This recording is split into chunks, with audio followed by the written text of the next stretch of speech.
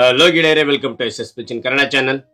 ಈ ಒಂದು ವಿಡಿಯೋದಲ್ಲಿ ದುರ್ಗಾ ಪೂಜೆಯ ಬಗ್ಗೆ 10 ಸಾಲಿನ ಪುಟ್ಟ ಪ್ರಬಂಧ ನೋಡ್ತಾ ಹೋಗೋಣ. ಈ ಒಂದು ಪ್ರಬಂಧದ ಮಾಹಿತಿ ಅಂತ ಇಷ್ಟವಾದ್ರೆ ಒಂದು ಲೈಕ್ ನೀಡಿ. ಒಂದು ಲೈಕ್ ಅನೇಕ ವಿಡಿಯೋ ಪ್ರೋತ್ಸಾಹ ಮತ್ತು ತುಂಬ ಸಿಗುತ್ತೆ. ಇನ್ನೊಬ್ರು ಶೇರ್ ಮಾಡಿ, ಇನ್ನೊಬ್ರು ಸಾಧ್ಯ ಅಂತ ಅನೇಕ ವಿಡಿಯೋ ಚಾನಲ್ ಸಬ್ಸ್ಕ್ರೈಬ್ ಆಗಿ. ಹಾಗೇನೆ ನಿಮಗೆ ಯಾವ ರೀತಿಯ ಪ್ರಬಂಧ, ಯಾವ ರೀತಿಯ ಭಾಷಣ ಬೇಕಂತೇಳಿ ಕಾಮೆಂಟ್ ಮಾಡಿ. ಆ ರೀತಿಯ ಪ್ರಬಂಧ, ಭಾಷಣ ಅಂತ ಎಲ್ಲ ಪ್ರಯತ್ನ ಬರ್ತೇನೆ ಅಂತ ಹೇಳ್ತಾ, ಹಾಗೆ ಒಂದು ಮಾಹಿತಿ ತಿಳಿತಾ ಹೋಗೋಣ ಬನ್ನಿ. ಮೊದಲನೇ ಒಂದು ಪಾಯಿಂಟ್ ನೋಡಿ, ದುರ್ಗಾ ಪೂಜಾ ಭಾರತದ ಪ್ರಸಿದ್ಧ ಹಬ್ಬವಾಗಿದೆ.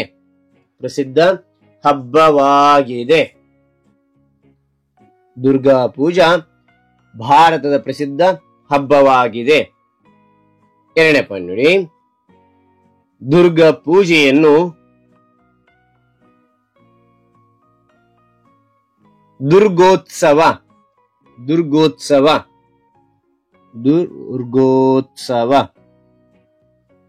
ಎಂತಲೂ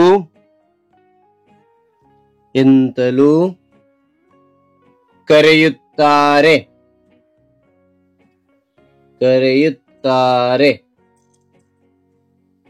ಮೂರನೇ ಪಾಯಿಂಟ್, ದುರ್ಗಾ ಪೂಜೆಯನ್ನು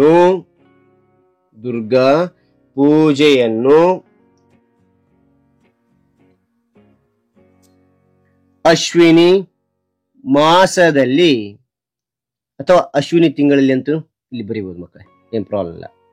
ಅಶ್ವಿನಿ ಮಾಸದಲ್ಲಿ ಆಚರಿಸಲಾಗುತ್ತದೆ.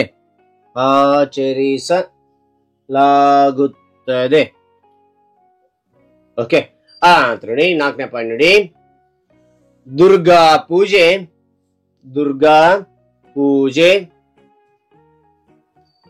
10 ದಿನಗಳ ಹಬ್ಬವಾಗಿದೆ. ದುರ್ಗಾ ಪೂಜೆ 10 ದಿನಗಳ ಹಬ್ಬವಾಗಿದೆ. ಐದನೇ ಪಾಯಿಂಟ್, ಈ ಹಬ್ಬವು ಕೆಡುಕಿನ ಮೇಲೆ ಒಳ್ಳೆಯತನದ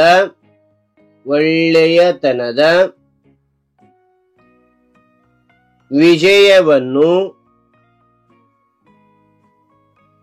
ಸೂಚಿಸುತ್ತದೆ. ಮತ್ತು ನೋಡಿ, ಈ ಹಬ್ಬವು ಕೆಡುಕಿನ ಮೇಲೆ ಒಳ್ಳೆಯತನದ ವಿಜಯವನ್ನು ಸೂಚಿಸುತ್ತದೆ. ಆರನೇ ಪಾಯಿಂಟ್, ಈ ಹಬ್ಬದಲ್ಲಿ ಭಕ್ತರು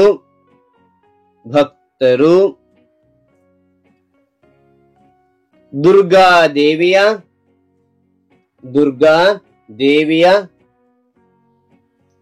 9 ರೂಪಗಳನ್ನು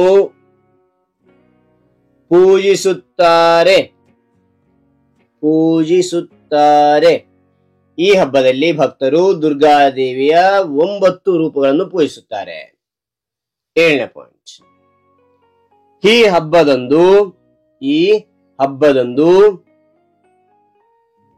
ದುರ್ಗಾ ಮಾತೆಯ ದೇವಾಲಯವನ್ನು ಚೆನ್ನಾಗಿ ಅಲಂಕರಿಸುತ್ತಾರೆ. ಓಕೆ, ನಂತರ 8ನೇ ಪಾಯಿಂಟ್ ನೋಡಿ, ಕೆಲವರು 9 ದಿನಗಳ ಕಾಲ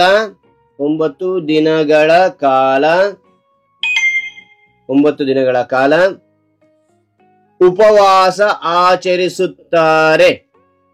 9 ದಿನಗಳ ಕಾಲ ಉಪವಾಸ ಆಚರಿಸುತ್ತಾರೆ. 9ನೇ ಪಾಯಿಂಟ್ ನೋಡಿ, ದುರ್ಗಾ ಪೂಜೆಯನ್ನು ಶ್ರದ್ಧಾ ಭಕ್ತಿಯಿಂದ ಆಚರಿಸುತ್ತಾರೆ. ದುರ್ಗಾ ಪೂಜೆಯನ್ನು ಶ್ರದ್ಧಾ ಭಕ್ತಿಯಿಂದ ಆಚರಿಸುತ್ತಾರೆ. 10ನೇ ಪಾಯಿಂಟ್, ಕೊನೆ ಪಾಯಿಂಟ್ ನೋಡಿ. ಈ ದುರ್ಗಾ ಪೂಜೆಯ ಹಬ್ಬವು ಸ್ತ್ರೀ ಶಕ್ತಿಯನ್ನು ತೋರಿಸುತ್ತದೆ.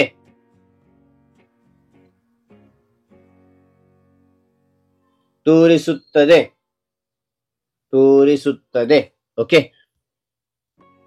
ಹಾಗಾದ್ರೆ ಒಂದು ಮಾಹಿತಿ ಅಂತ ಇಷ್ಟ ಆಯ್ತಾ? ಇಷ್ಟವಾದ್ರೆ ಒಂದು ಲೈಕ್, ಅನೇಕ ವಿಡಿಯೋ ಪ್ರೋತ್ಸಾಹ ತುಂಬ ಸಿಗುತ್ತೆ. ಇನ್ನೊಬ್ರು ಶೇರ್ ಮಾಡಿ, ನೋಡಿ ಸಾಧ್ಯ ಅನೇಕ ವಿಡಿಯೋ ಚಾನಲ್ ಸಬ್ಸ್ಕ್ರೈಬ್ ಆಗಿ. Thank you for watching. Bye.